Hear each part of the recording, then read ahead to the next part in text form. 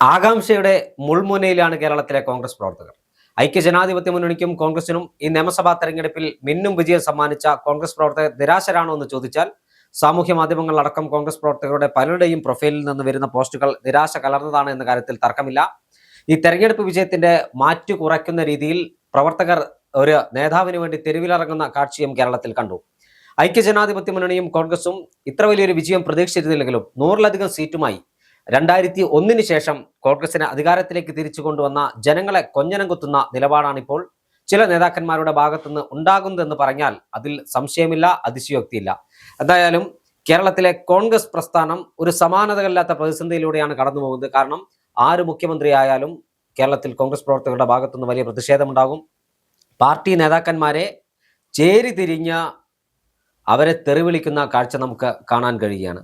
ഈ വിഷയത്തിൽ AICC എടുക്കുന്ന നിലപാട് തന്നെയാണ് നിർണായകമാവുക. നിലവിലെ സംഭവ വികാസങ്ങൾ പാർട്ടിക്ക് വോട്ട് ചെയ്ത കൈപ്പത്ത് ചിഹ്നത്തിലും ഏണി ചിഹ്നത്തിലും അടക്കം ഓട്ടോറിക്ഷയിലും അടക്കം വോട്ട് ചെയ്ത സാധാരണക്കാരായ നിഷ്പക്ഷരായ വോട്ടർമാരെ കൊഞ്ഞനം കുത്തുന്ന രൂപത്തിലല്ലേ കോൺഗ്രസ് നേതൃത്വത്തിന്റെ ഇടപെടലുകൾ ഉണ്ടാകുന്ന ആരെങ്കിലും പറഞ്ഞാൽ അവരെ കുറ്റം പറയാൻ പറ്റുമോ? ഒരിക്കലുമില്ല. ഈ ഒരു നിലപാട് കോൺഗ്രസ് മുന്നോട്ട് വയ്ക്കുന്ന ഈ ഒരു നിലപാട് ശരിയല്ല. ഞാൻ പറയുന്നു, ജനാധിപത്യ രാജ്യമാണിത്, ജനാധിപത്യ രീതിയാണ്.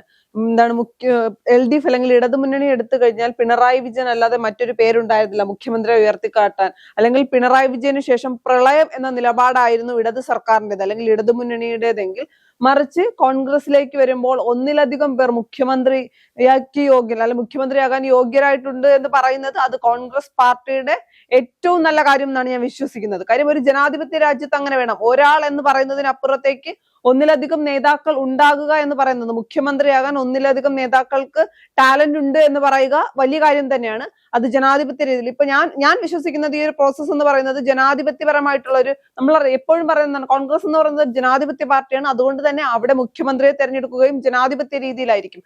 ആ ഒരു പ്രോസസ്സാണ് നടക്കുന്നത്. പക്ഷേ അംഗീകരിക്കാൻ കഴിയാത്ത കാര്യം എന്ന് പറയുന്നത് 3 ചേരിയായി തിരിഞ്ഞ് 3 നേതാക്കൾക്ക് വേണ്ടി കോൺഗ്രസിന്റെ പ്രവർത്തകർ ഈ കാണിക്കുന്ന എന്താണ് പറയേണ്ടതെന്നല്ല, കാര്യം ഈ കാണിക്കുന്നത് ശരിയായ രീതിയല്ല. സോഷ്യൽ മീഡിയയിലൂടെ പോസ്റ്റുകൾ ഇടുക, ഒരു നേതാവിനെ സപ്പോർട്ട് ചെയ്യുന്നവർ ബാക്കി നേതാക്കളെ അധിക്ഷേപിച്ചുകൊണ്ട് പോസ്റ്റുകൾ ഇടുക.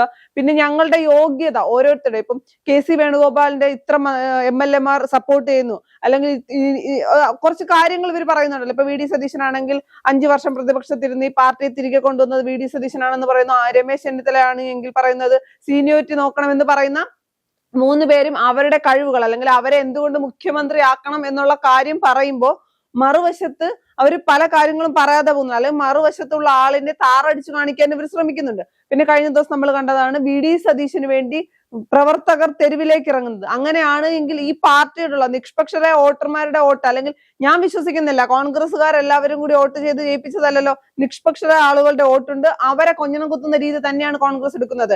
ഈ തെരഞ്ഞെടുപ്പ് കഴിഞ്ഞ് ഫലപ്രഖ്യാപനത്തിന് തൊട്ട് മുൻപ് തന്നെ ഇതേ രീതിയിൽ സോഷ്യൽ മീഡിയയിൽ അങ്ങോട്ടും ഇങ്ങോട്ടും പല രീതിയിൽ പല നേതാക്കൾക്ക് വേണ്ടിയുള്ള ചർച്ചകൾ നടന്നു.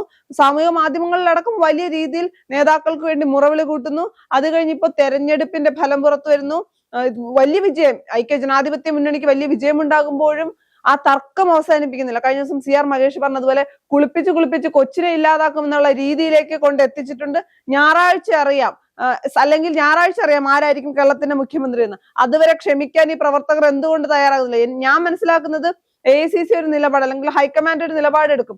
ഈ പ്രവർത്തകർ തെരുവിലിറങ്ങിയിട്ട് യാതൊരു കാര്യമുണ്ടെന്ന് എനിക്ക് തോന്നുന്നില്ല. അതുപോലെ തന്നെ മറ്റൊരു കാര്യമുള്ളതെന്ന് വെച്ചാൽ, ആരെ മുഖ്യമന്ത്രിയാക്കിയാലും കോൺഗ്രസിൽ വലിയ പ്രശ്നങ്ങൾ ഉണ്ടാകാനുള്ള സാധ്യത ഉണ്ട്. കാര്യം VD സതീശന് വേണ്ടി തെരുവിലിറങ്ങുന്നു. ഇനി VD സതീശൻ ഹൈക്കമാൻഡ് മുഖ്യമന്ത്രി ആക്കിയില്ല എങ്കിൽ എന്തായിരിക്കും ഉണ്ടാകാൻ പോകുന്നതൊരു ചോദ്യമുണ്ട്. അതുപോലെ തന്നെ പല രീതിയിൽ പറയുന്നുണ്ട്, അത് VD പക്ഷം തള്ളുകയും ചെയ്യുന്നുണ്ട്. മുഖ്യമന്ത്രി ആക്കിയില്ലെങ്കിൽ തനിക്ക് മന്ത്രിസ്ഥാനം വേണ്ട എന്ന്. ഇനി ഇവർ MLA സ്ഥാനം രാജിവെക്കുമോ എന്നുള്ള ചോദ്യം പോലും കേരളത്തിന്റെ പൊതുസമൂഹത്തിന് മുന്നിൽ നിൽക്കുകയാണ്.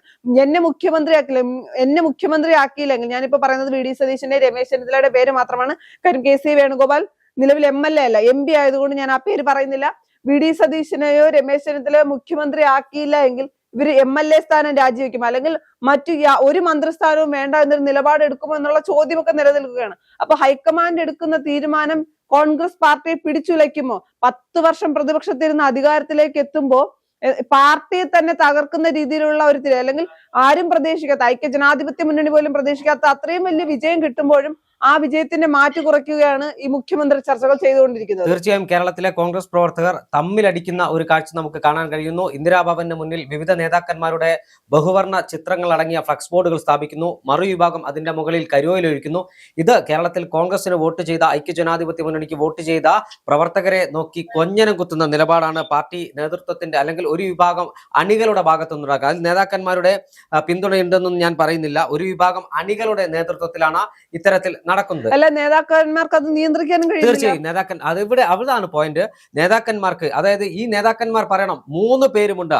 Ramesh ചെന്നിത്തലയുണ്ട്, VD സതീശനുണ്ട്, KC വേണുഗോപാലുണ്ട്. ഇവർ 3 പേരും കേരളത്തിലെ മാധ്യമങ്ങൾക്ക് മുമ്പിൽ എല്ലാ വിഷയങ്ങളിലും പ്രതികരണം നടത്തുന്ന ആളുകളാണ്. സാമൂഹ്യ മാധ്യമങ്ങളിൽ എല്ലാ വിഷയങ്ങളിലും പ്രതികരണം നടത്തുന്ന ആളുകളാണ്. ഇവർ ഒരു 2 വരി ഫേസ്ബുക്ക് കുറിപ്പിടും, ഞങ്ങൾക്ക് വേണ്ടി ആരും തെരുവിലിറങ്ങണ്ട, ഞങ്ങളുടെ ചിത്രം സ്ഥാപിച്ച പാർട്ടിയെ വെല്ലുവിളിക്കാൻ ആരും നിൽക്കരുതെന്ന് പറയാനുള്ള ചങ്കൂറ്റം ഈ നേതാക്കന്മാർ കാണിക്കുന്നില്ല. അത് കാണിക്കാത്തത് കേരളത്തിലെ സാധാരണക്കാരായ കോൺഗ്രസ് പ്രവർത്തകരുണ്ട്. ഒന്നും ആഗ്രഹിക്കാതെ ഈ തെരഞ്ഞെടുപ്പ് വേളയിൽ പാർട്ടി ഗ്രാമങ്ങളിലടക്കം ബൂത്ത് ഏജന്റുമാരായിരുന്ന CPM പ്രവർത്തകരുടെ അക്രമം ഏറ്റുവാങ്ങി ഗ്രാമാന്തരങ്ങളിലും നഗരപ്രദേശ വ്യത്യാസമില്ലാതെ വീടുകളിൽ പോസ്റ്റർ ഒട്ടിച്ചും അതോടൊപ്പം തന്നെ ലഘുലേഖകൾ വിതരണം ചെയ്തും വോട്ട് സ്ലിപ്പ് വിതരണം ചെയ്തും ഈ പാർട്ടിയെ അധികാരത്തിലേറ്റാൻ ത്രിവർണ്ണ പതാക കയ്യിലെടുത്ത് മുദ്രാവാക്യം വിളിച്ച പ്രവർത്തകന്മാരുണ്ട്. ആ പ്രവർത്തകരോട് ചെയ്യുന്ന വഞ്ചനയാണ് നേതാക്കന്മാർ ഇപ്പോൾ ചെയ്യുന്നത്. ആര് മുഖ്യമന്ത്രിയായാലും ഒരു കോൺഗ്രസുകാരൻ മുഖ്യമന്ത്രിയാകട്ടെ എന്ന് കരുതിയാണ് നിഷ്പക്ഷരായ ആളുകൾ വോട്ട് ചെയ്തത്. ആ വോട്ടർമാരെ നോക്കി കൊഞ്ഞനം കുത്തുന്ന ആളുകൾക്ക് ഇതിനുള്ള മറുപടി ബാലറ്റിലൂടെ തിരിച്ചു നൽകാൻ കേരളത്തിലെ വോട്ടർമാർക്കറിയാം. ഇന്ന് 100-ലധികം സീറ്റ് കോൺഗ്രസിനും ഐക്യജനാധിപത്യ മുന്നണിക്കും നൽകിയ വോട്ടർമാർക്ക് തന്നെ ആ 100 10ലേക്ക് താഴ്ത്താനും അവർക്കറിയാം. അവർക്ക് തന്നെ തിരിഞ്ഞ് വോട്ട് കുത്താനും അറിയാമെന്ന് ഈ നേതാക്കന്മാർ തിരിച്ചറിയണം. ഇനിയെങ്കിലും വോട്ടർമാരെ നോക്കി, പ്രവർത്തകരെ നോക്കി കൊഞ്ഞനം കുത്തുന്ന അവസാനിപ്പിക്കുക. പ്രവർത്തകരുടെ ക്ഷമ പരീക്ഷിക്കരുത് എന്ന് തന്നെയാണ് പറയാനുള്ളത്. കാരണം സാധാരണക്കാരായ പ്രവർത്തകർ ഇതിലൊന്നും ആഗ്രഹിക്കുന്നില്ല. ഫാൻസ് അസോസിയേഷന്റെ ആളുകൾ സാമൂഹ്യ മാധ്യമങ്ങളിൽ ഫാൻസിന് വേണ്ടി, തങ്ങളുടെ നേതാവിന് വേണ്ടി മുറവിളി കൂട്ടുന്ന ഫാൻസ് അസോസിയേഷന്റെ ആളുകൾ തിരിച്ചറിയണം, ഇത് കോൺഗ്രസ് ആണ്. കോൺഗ്രസ് ഒരു ജനാധിപത്യ പാർട്ടിയാണ്. ആ ജനാധിപത്യ പാർട്ടിയിൽ ജനാധിപത്യ പ്രക്രിയയിലൂടെ മുഖ്യമന്ത്രിയെ തെരഞ്ഞെടുക്കുന്നത് വരെയെങ്കിലും ആത്മസംയമനം പാലിക്കാൻ പ്രവർത്തകന്മാർ തയ്യാറാകണം. അല്ലെങ്കിൽ കാലത്തിന്റെ ചവറ്റുകൊട്ടയിലായിരിക്കും ഇത്തരം ഫാൻസ് അസോസിയേഷൻ ഭാരവാഹികളുടെയും നേതാക്കന്മാരുടെയും സ്ഥാനം എന്ന കാര്യത്തിൽ ഒരു തർക്കവുമില്ല. ഇനിയിപ്പോ മുഖ്യമന്ത്രി ആരോ ആകട്ടെ, ഞായറാഴ്ച അറിയാലോ മുഖ്യമന്ത്രി ആരാണെന്ന്. അതിനുശേഷം ഈ ഫാൻസ് എന്തായിരിക്കും ചെയ്യാൻ പോകുന്നൊരു ചോദ്യമുണ്ടല്ലോ. ഇനി വീണ്ടും തെരുവിലിറങ്ങുമോ? VD സതീശനെ മുഖ്യമന്ത്രി ആക്കണം എന്നാവശ്യപ്പെട്ടുകൊണ്ട് തെരുവിലിറങ്ങുന്നു. തിരുവനന്തപുരത്ത് KC വേണുഗോപാലിന്റെ പോസ്റ്റർ ഉയർത്തിക്കൊണ്ട് നായകൻ നയിക്കട്ടെ എന്ന് പറഞ്ഞ് വലിയ രീതിയിൽ പ്രചരണം നടക്കുന്നുണ്ട്. അതുപോലെ തന്നെ രമേശ് ചെന്നിത്തലയ്ക്ക് വേണ്ടിയും പ്രചരണം നടക്കുന്നുണ്ട്. അങ്ങനെയാണെങ്കിൽ ഇവരിൽ 3-ൽ ഒരാളല്ലേ മുഖ്യമന്ത്രിയാക്കാനാകൂ. അങ്ങനെ മുഖ്യമന്ത്രിയാക്കുകയാണെങ്കിൽ ബാക്കി 2 പേർക്ക് വേണ്ടി സംസാരിക്കുന്ന, അല്ലെങ്കിൽ ബാക്കി 2 പേർക്കൊപ്പം നിൽക്കുന്ന പ്രവർത്തകർ എന്തായിരിക്കും കാണിക്കുക? എനിക്ക് തോന്നുന്നത് ഇങ്ങനെ മുന്നോട്ട് പോവുകയാണെങ്കിൽ, അല്ലെങ്കിൽ ഈ 3 നേതാക്കളും ഇവരെ നിയന്ത്രിച്ചില്ല എങ്കിൽ, പാർട്ടിയും 3 നേതാക്കളും ഇവരെ നിയന്ത്രിച്ചില്ല എങ്കിൽ ഈ വിജയത്തിന് മങ്ങലേൽപ്പിക്കുന്ന തരത്തിലായിരിക്കും കോൺഗ്രസ് രാഷ്ട്രീയം മുന്നോട്ട് പോകാൻ പോകുന്നത്.